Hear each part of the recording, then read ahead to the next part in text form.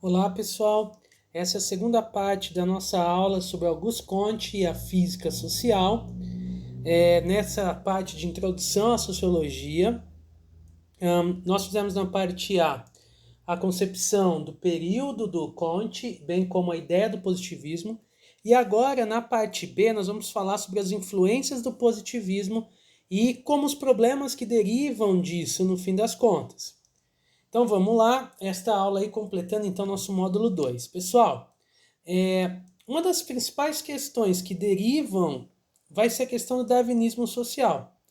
Toda a base de influência disso vai estar diretamente ligado a uma série de teorias, teoria do progresso, teorias eugênicas, questões de imigração, de política, que estão associadas a essa noção de um darwinismo social. Bom, o principal representante dessa corrente do darwinismo social é Herbert Spencer.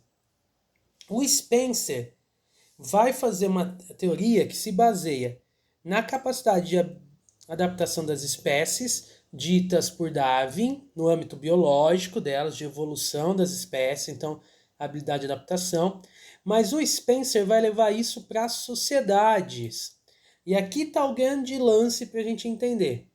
Então, aquilo que era uma evolução de caráter biológico dita pelo Darwin, de adaptação às condições naturais e que levou muito tempo, o Spencer vai interpretar essa ideia naquele âmbito do positivista mesmo, da ciência, como a sociedade vivendo estágios, de que as sociedades também passavam por adaptação no sentido de evolução de comunidades primitivas até chegar nas sociedades mais complexas, mais organizadas. Então, dessa forma, fica muito evidente de que tudo aquilo que fugia ao padrão europeu de sociedade era visto, portanto, como atrasado, como não evoluído, como primitivo. E esses termos, primitivo, não evoluído, atrasado, bárbaro, tudo isso está associado a essa série de preconceitos que vão ser formados a partir dessa ideia com comunidades, com grupos que vivem fora da Europa. Isso tudo pode ser associado à teoria do progresso. Na teoria do progresso, se justifica então a colonização dos povos nativos, seja de África, de Ásia, de América, ou Oceania, não importa. Se justifica essa colonização dos povos nativos a partir da ideia de que eles não eram evoluídos e que precisavam ser tutoriados, ou seja, conduzidos, preparados, levados até um processo de desenvolvimento, de evolução. Quando a gente fala isso, a gente não está falando, pessoal, de questões técnicas, do tipo da habilidade de construir um prédio gigantesco, de construir coisas mais avançadas. Não é isso. A questão não é evolução técnica. Quando a gente pensa em questões técnicas, aí a gente pode achar que povos são mais evoluídos ou não. A gente está falando aqui de uma questão mais ampla. Sociedades não são medidas, e nos pode fazer isso, por aquilo que elas produzem de tecnologia. Uma sociedade ela tem aspectos culturais todos que permeiam a vida dela. Um exemplo. Uma tribo indígena, por exemplo, pode não ter automóveis, pode não ter casas e tal, mas, por sua vez, se tem uma relação com a natureza muito maior do que sociedades como a nossa, que veem a natureza como um espaço de depreciação, de ataque, de utilização como produto. Então, nessa forma de se ver a partir da teoria do progresso, se enxerga o progresso a partir de resultados técnicos científicos.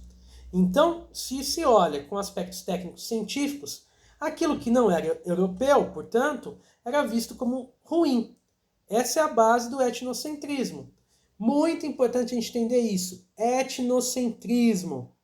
Ele vai ser um do aspecto importante no século XIX e no XX de depreciação das outras pessoas. O que significa isso? significa que se olha para o outro com um olhar pejorativo, já analisando como ruim a partir do momento que é diferente do que eu sou. O etnocentrismo, que está associado a etnias, então a grupos culturais, é essa diferenciação e valorização que se dá para uma cultura e detrimento, prejuízo de outra cultura. Do etnocentrismo derivam uma série de teorias preconceituosas, teorias raciais, inclusive. Né? O próprio racismo ele vai ter por base essa ideia de uma desvalorização etnocêntrica da cultura negra, por exemplo. Para se ter ideia de como isso é tão forte, surgem inclusive teorias eugênicas muito fortes, como é o caso da teoria de Francis Galton lá. O Galton vai defender isso, e inclusive essa teoria vai ser usada pelos nazistas na Alemanha, que é a ideia de que existia uma população de bons genes, e se você tinha então que desenvolver essa população e perseguir as outras. Ou seja, você queria uma raça aprimorada, inclusive o termo raça está associado a isso, uma raça aprimorada, você tinha que necessariamente perseguir aquilo que não representava essa raça.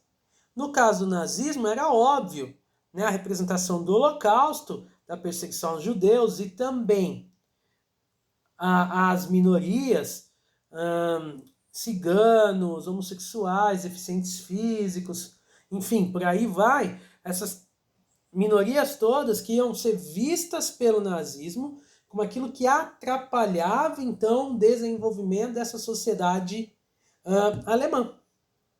A ideia do ariano, por exemplo, era essa ideia dos bons genes, de um grupo excelente em detrimento ao resto que não era bom. Então, as teorias eugênicas vão ganhando bastante fama, vão sendo bastante significativas. Para perceber como não é absurdo o que a gente está dizendo, até os anos 20, por exemplo, nos Estados Unidos, aconteciam campanhas de esterilização de portadores de deficiência. Era lei, a lei dizia que deficientes não podiam ter filhos. Esterilização, deixar estéreis, para não poder ter filho, porque se acreditava que se reproduziria essa deficiência. E isso acabava atrapalhando o desenvolvimento da nação. Saca só, galera, não é só a questão de, porque a deficiência vai nascer mais gente deficiente e vai ser difícil para a pessoa. Não. A questão aqui é, a deficiência era vista como uma falha, como um problema na estrutura de nação. Então, por isso se tentava eliminar a deficiência dessa forma. Também se impedia casamento com deficientes e casamentos interraciais. E aqui, como eu falei, o racismo é muito forte. Nos Estados Unidos, aqui no Brasil, o racismo é muito forte. Lá nos Estados Unidos, essa diferença racial é tão sólida que aqui, há pouco tempo eles conseguiram um presidente negro, no fim das contas. Mas a questão é tão sólida lá que se impedia os casamentos interraciais, pensando que se tinha uma elite e essa elite não podia se misturar. Lembrem-se, por exemplo, da Ku Klux Klan, né? daquela ideia da elite WASP, né? White Anglo-Saxon Protestant. Né? Essa ideia da elite anglo-saxã e protestante que olhava para o negro, apesar da lei dizer que ele era livre, mas olhava para ele com preconceito. E por isso deriva uma série de leis que vão proibir o convívio de negros e brancos. Né? Essas leis segregacionistas vão ficar muito claras nos Estados Unidos. Essa situação começa a ser melhor trabalhada com os atos de Malcolm X e de Martin Luther King, além da ação de uma série de pessoas engajadas nisso, que vão resistir duramente, de mulheres ativas, que vão lutar contra essa questão racial nos Estados Unidos, mas já na década de 70. Então, essa questão é muito séria.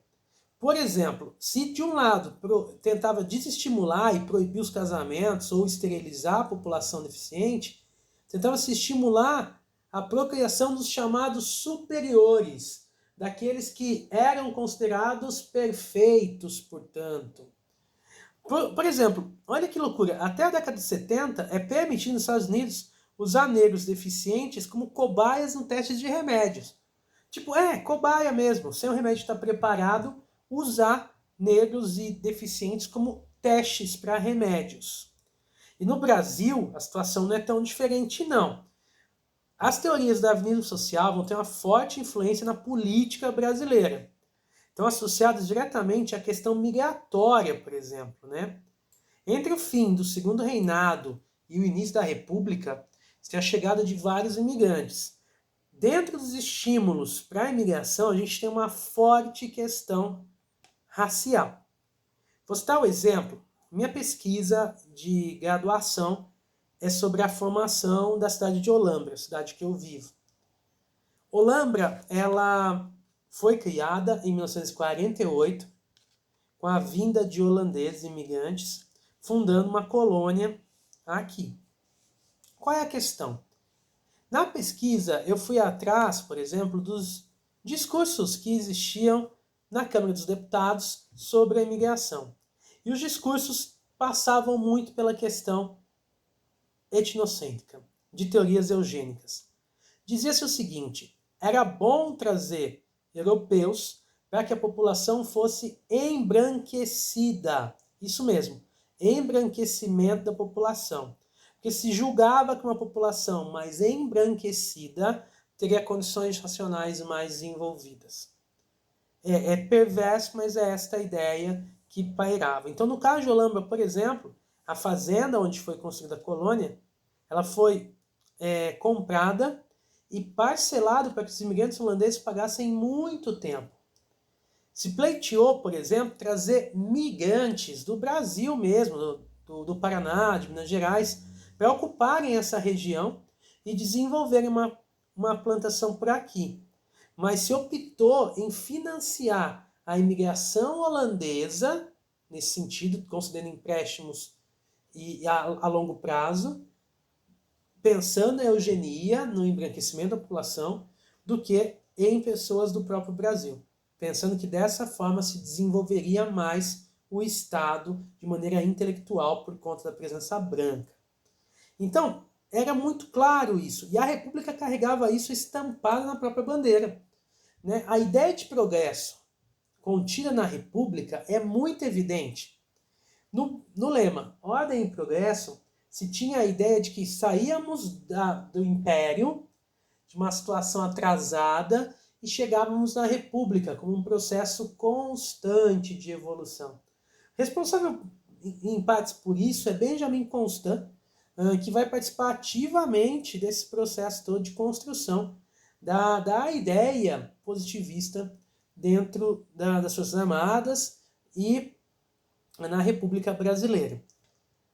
Bom, então a gente vai ter, além disso, posturas contra a miscigenação bem claras.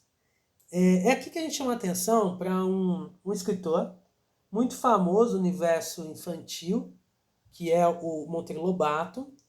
E nas teorias, e o Lobato é partidário de teorias de eugenia e tal. Isso eu não estou querendo diminuir a obra do Lobato, obviamente, mas ele é partidário de posturas de eugenia, e fica claro a posição contra a miscigenação, de que isso seria ruim para a população brasileira.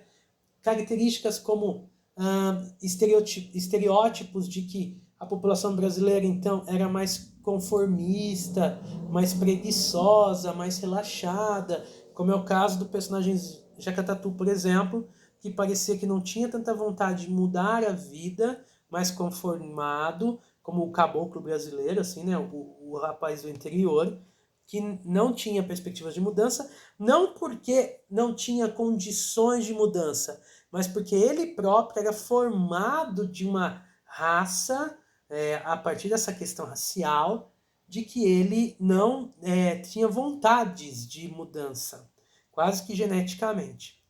Como eu falei, o termo raça permeia essa discussão aqui. Hoje em dia nós usamos a questão étnica, as etnias, que engloba toda a questão cultural e tal, e que é muito mais correto do que falar sobre questões raciais, já que somos humanos e com etnias diferentes. Bom, galera, assim então a gente fecha a ideia do positivismo.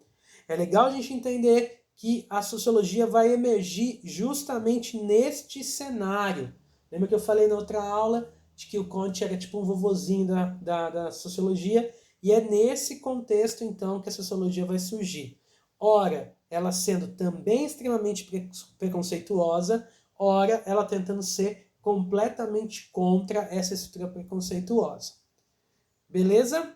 É isso aí. Muito obrigado, gente. Se você ainda não se inscreveu, se inscreve no canal, marca o sininho para você receber os próximos vídeos aí fácil, fácil. Valeu, gente. Tchau, tchau. Até a próxima.